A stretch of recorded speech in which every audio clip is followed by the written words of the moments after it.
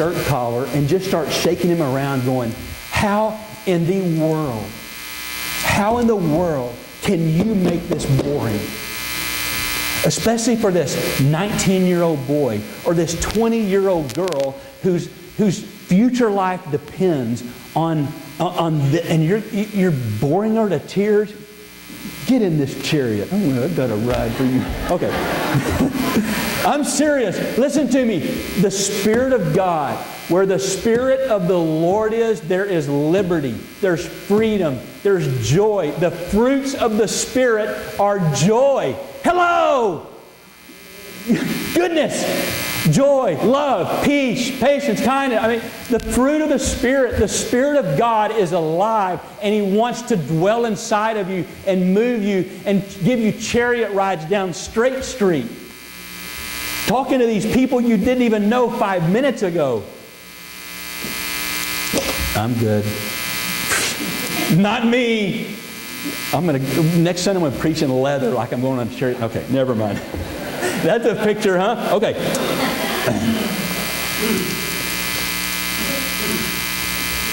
God has these divine appointments. Let me just quickly tell you 2 or 3 and get to this next one.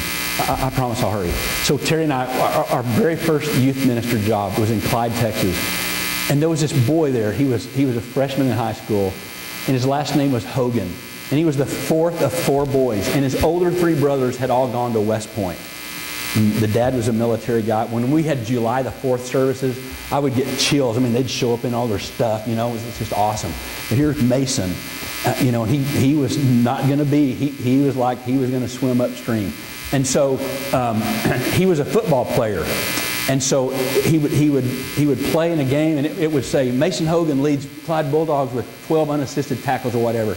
And so I'd clip the article out of the paper, and I would highlight it in yellow, and I would write all over it, way to go, Mace. I'm so proud of you. You're awesome. Congratulations. Keep it up. That a boy. And all of a sudden, every week after week after week, for 4 years, I'm slamming those away, slamming them away.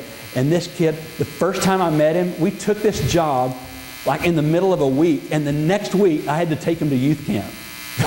I mean, you talk about baptized with fire. And so, I mean, I hack them off the very first day because they go, we want to ride in the car with Carl.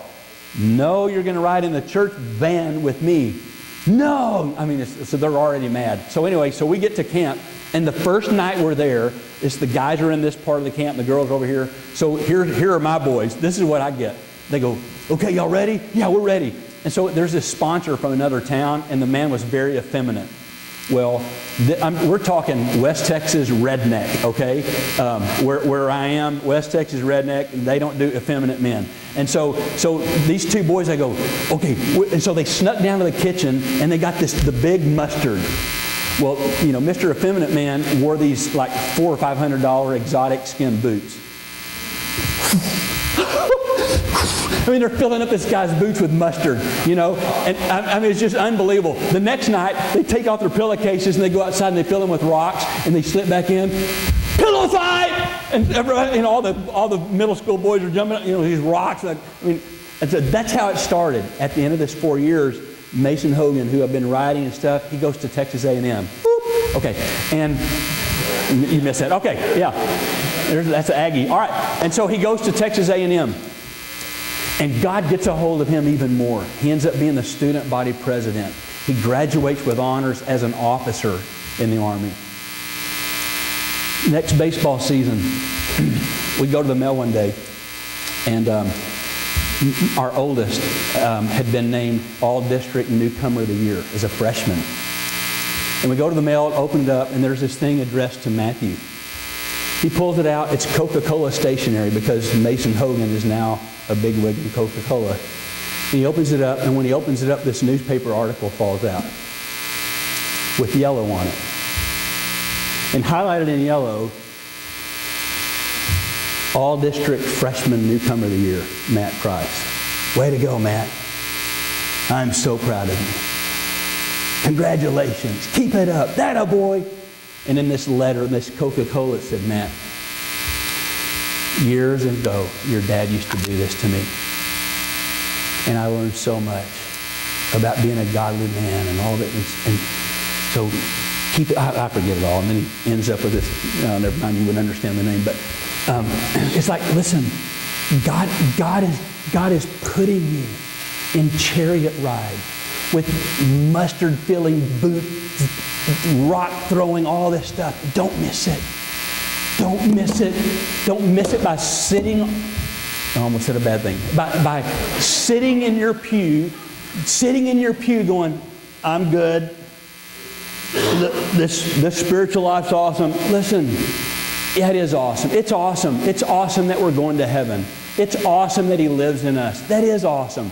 I'm not saying it's not awesome, but I'm telling you, you're missing out on thrills. That same little time period when I'm cutting this stuff out, there's another kid. He was a weightlifter. Back then, all the football guys there had to do two things. You had to run track and you had to lift weights. I mean, like, I don't want to run track, coach. Well, you don't want to play football next year then? All right, okay. Anyway, so this kid's huge. He's huge. And he does, and he's like in the state competition for powerlifting. And so I underline it. I get a letter from him. He goes, Bobby, thank you so much for your note. The day I got that, I was thinking about killing myself. Because I don't have a parent. I mean, just stuff like that. Listen to me. Don't miss out on the chariot. Don't. We got to stop. I'm going to save this next one for next week. Is that all right? It's the best one. I wanted to get there so badly. All right. Now, I'm not going to tell you what it is because I don't want you to read ahead and take all the thunder. Tell me what you heard. Get out of your box. Good. Get out of your box. What? I want to ride in a chariot.